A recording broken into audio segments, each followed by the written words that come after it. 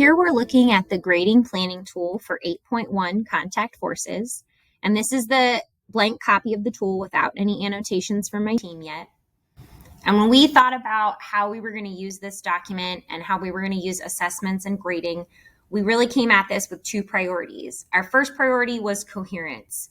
We've worked hard to switch to storylines and to build this arc that goes with our driving question board.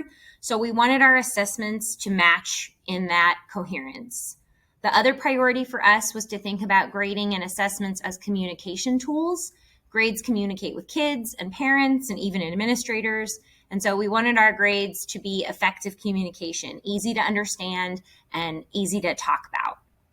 So let's look at the copy that my team and I started to fill out for the unit we're in right now. So here's lesson 1. We have always an initial model in that lesson, and you'll see we code it as practice. We only have 2 categories, practice and performance. Practices would not be used for a grade. They're going to receive feedback. So this year, something I'm trying to add is what the feedback looks like. So we gave written feedback on the initial model. We tried to keep this to positive comments only, or maybe an additional question. Some of the things we were looking for were clear labels, touching in time point 1, maybe some lines to indicate motion, and then any shape changes or damages to objects. Students may not have used those words, but we as teachers, when we noticed shape changes, any squishing or bending in their model, we tried to call their attention to it with a comment. As we move into lesson 2, again, you see the progress tracker. We've coded it as practice. So practice gets feedback. And this year we are trying to do some peer feedback. So we set up a protocol where they would trade notebooks with a partner, and they'd be looking for where their partner used kinetic energy to explain something. And if they found it, to highlight it. And if they didn't find it, then to write kinetic energy with a question mark next to it. So again, we're looking at this as something that's practice that deserves feedback for kids.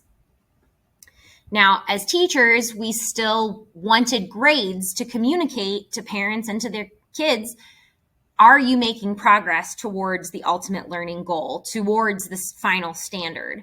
So we really felt like we needed some smaller learning targets that we were assessing along the way. So for instance, in lesson 2, we added a CER argument. It's pretty much the same thing as this progress tracker right above it. It's just the progress tracker was a practice opportunity, and this CER argument is an actual performance. So yes, we would use it for a grade. We use a percentage equivalent scale, so it's kind of a mix with standards-based grading. And if mastery was not reached, then students are expected to use the feedback to revise and resubmit. So performances also get feedback, but they come with a percentage. And so this is something I would expect students to resubmit to get to mastery. As we move on into lesson 3, again, we added a progress tracker here in lesson 3. It's a practice opportunity, but our goal was really to get into that routine of answering lesson questions with what we've figured out. So we added in a progress tracker at the end of each lesson. We kind of followed the same format here. We wanted a practice opportunity and then a performance. So at the end of lesson 3, we wrote a CER argument. It's basically the same as the progress tracker, but they get a chance to practice it first and then perform. A caveat we put here in the notes was that it really wasn't the claim we were looking for. Multiple claims would be acceptable for us. What we were looking for mastery was, did the evidence support the claim that was made? So really, either claim, objects bend or objects don't bend, would have been possible. We were grading on, did the evidence match the claim? Now, lesson 4 and 5 have fabulous exit tickets. This is really where students are starting to use more of the planning and conducting an SEP. So here with independent variables, it would be practice.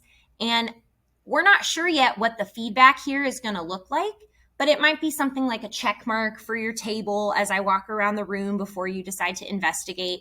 But that's something we'll be adding in this year as we have these feedback opportunities. We're going to get really specific over here in the notes section with how did we give feedback. I mentioned the exit ticket here. We use it exactly as it is. We think it's great. They're asking students to evaluate a claim about an unbreakable and foldable cell phone screen. So this is a performance for us. And it's another spot where if students don't reach mastery, that we would expect them to revise and resubmit. So maybe it's pointing them back to their resources. Maybe it's pointing them back to their progress tracker. But the feedback here is meant to move them along closer towards mastery. It might be in the form of questions or a reference back to resources.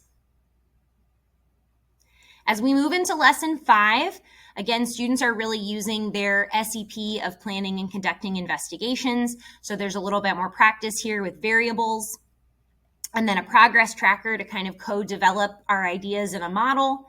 And then to perform with those same ideas, there's an exit ticket in lesson 5. We use the percentage equivalent grading scale and expect resubmission if mastery is not reached. And then in lesson 6, which is the last lesson in the lesson set, so this is the first chunk of the unit, we use the soccer assessment. We have a lot of students who play soccer, so they really enjoy it. Something else we did last year was we had some students who really needed another opportunity to show mastery. So we took the soccer assessment and we turned it into the volleyball reassessment. It was the same prompts, but a different phenomenon. And that worked really well to give some kids another opportunity. At a certain point, if we're resubmitting 4 and 5 times, then I'm not sure it's an assessment of what the kid knows on their own.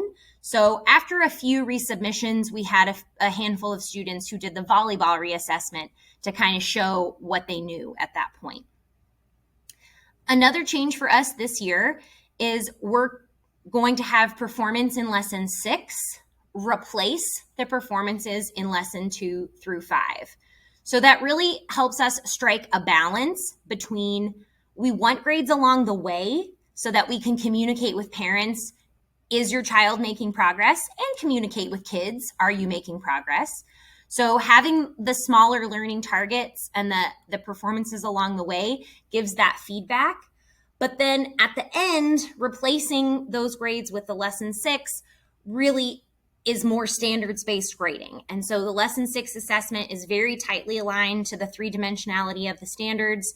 And so if they show mastery at this point, that's really what we care about, and those other grades will get replaced or just kind of exempted from the grade book, because if they're showing mastery here in lesson 6, then they really mastered all the things along the way. Even if they didn't master it in September, now in October they have lesson 6, we're going to say the timing of it isn't as important as mastering it. So that's a little summary of how we work with lesson 1 through lesson 6 in 8.1 contact forces.